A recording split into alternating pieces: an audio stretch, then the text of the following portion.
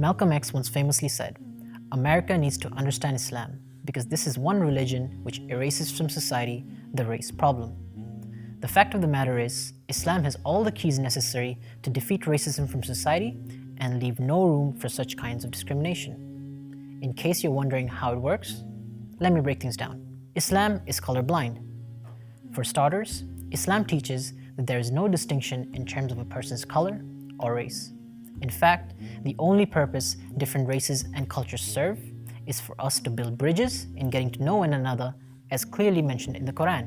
This means that such diversity is not a means of discrimination, but rather a means of education.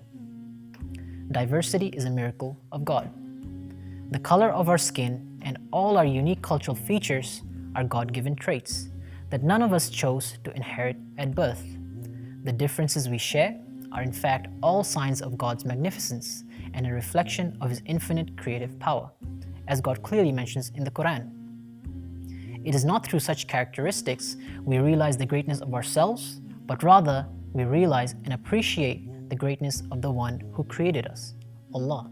Mankind was all created from clay. Islam teaches that all human beings were essentially created from the same inherent substance, earth. So it makes no sense to consider ourselves better than one another when we are all designed from the same components, regardless of our different cultures. Virtue is only through righteousness.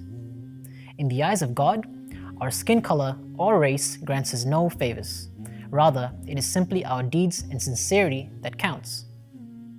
In the Prophet's farewell sermon, sallallahu alaihi wasallam, he made this point very clear when he stated that white skin is not better than black skin, nor is black skin better than white skin.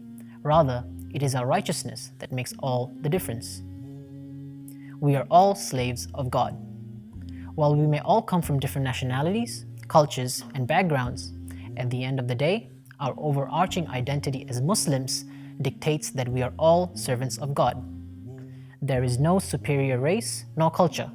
We are all equal servants of God who are in as much need of God as everyone else. Nationalism is prohibited. In Islam, it is prohibited to boast about our race or culture to the extent that it belittles other people.